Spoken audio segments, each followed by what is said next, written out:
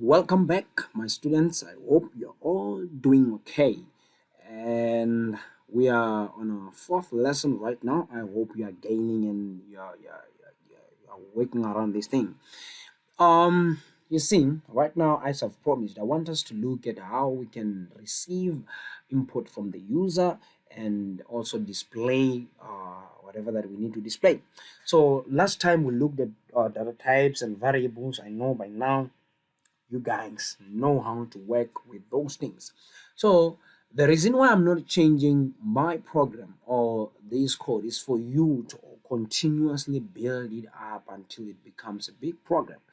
And I'm gonna try by all means to at least drop a video, almost maybe 3 videos or 4 videos a week, so that you guys can learn how to program, right?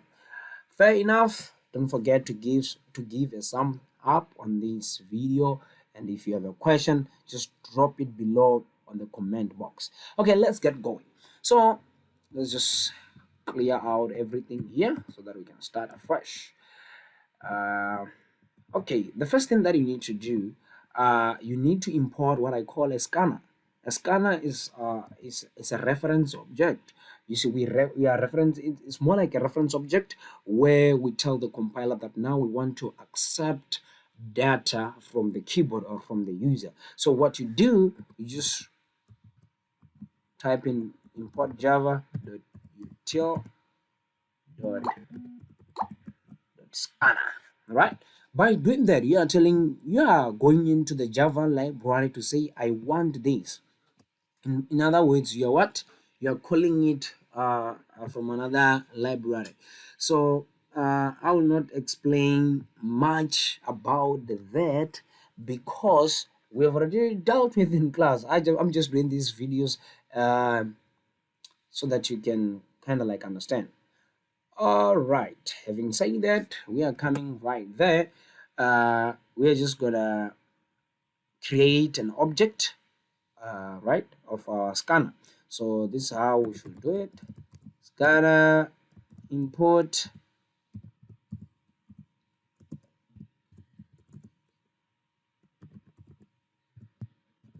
uh,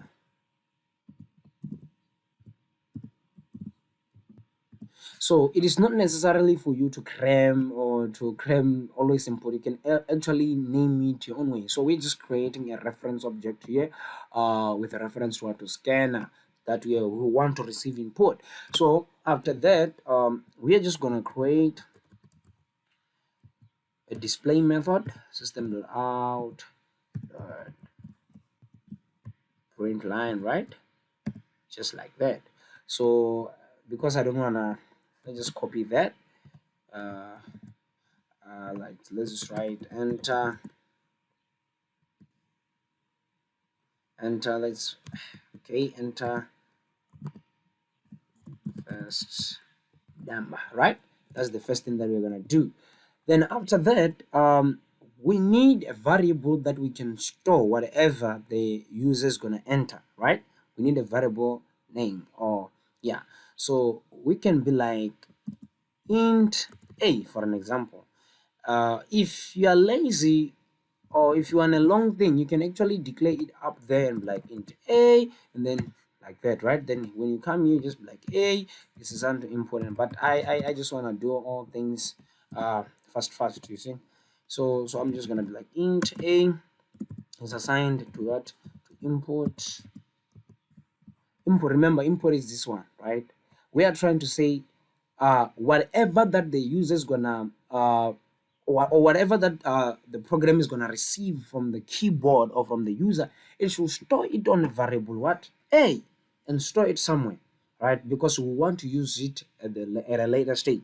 So after that, we're just gonna be like input dot next, then int. Why int? Because we are using what, data type int. If it was double, we're gonna change here and it's gonna be what, double. So this is how we receive input from what, from the user. So let me just copy these so that we don't waste much of our time. So again, so we're just gonna change here and we're gonna be like enter what, enter second number. then we're just gonna change it to what to B. So basically, this what this program is gonna do, it's gonna display that enter your first number, you enter your first number, then it stores it at what? At variable A. And again, enter second number is gonna store it at what? Variable B. So now let us come up with what? With a formula down here. Like we'll be like in the same we want it to be a simple calculator. Let's add A plus B. You see, let's add A plus B. After that, let us try to display the answer. Let me just remove that junk, and then let me just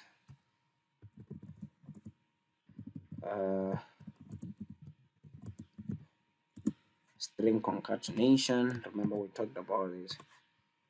Allah. You see, right there you've just created your simple what?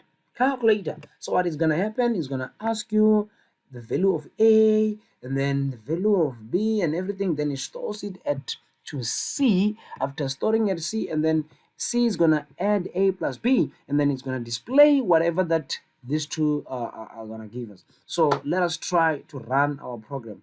Firstly, you save, right click, open in command prompt. Right there we have, remember, the C drive and the folder. So as we know our how to compile javac, then my first dot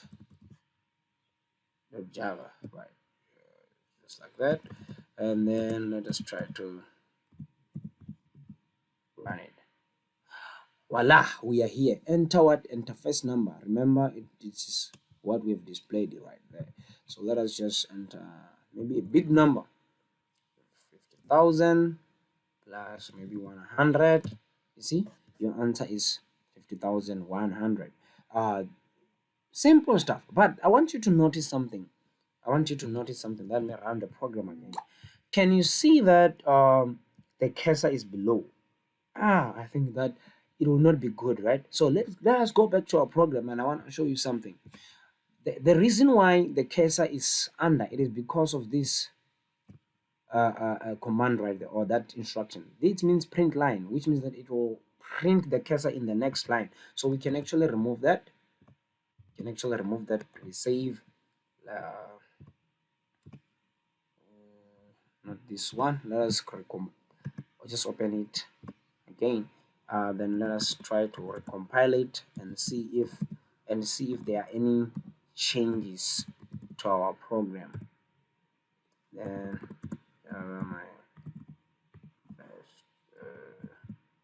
you see, now it's what?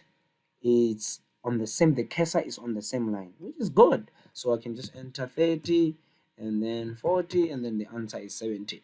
But can you see that there is no space between? So things are not good. So what I need to do, I need to go back right there and create a space right there, semicolon, space, semicolon, right? And then let us save, and let us go back to our program, and then let us compile it. You see, now it's clear. You can enter 1,200 and 400. See, your answer is 1,600. You see, so that's how you receive input from what? From the user. And then you can actually calculate, use what you have received from the user to what? To print it out. So again, you can play around the formula. You can actually change these maybe to multiplication, and then save it, and you just go back. Let me just clear everything, then compile it, and then run it. Let's say 50 multiplied by 50. You see, it's 2,500. So you can actually play around these things.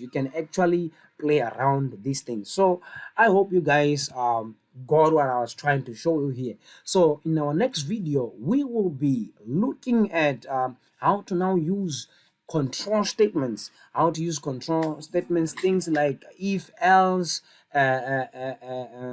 nested if, while loops, and all those stuffs. We'll be looking at them in our next lecture, and I hope to drop that video as soon as possible. Guys, don't hesitate. If you've got a question, comment on the comment box below. Remember to also give a thumbs up for the video, and if you still can get my answer, make sure to contact your class rep. Your class rep will communicate with me. Guys, play around these codes.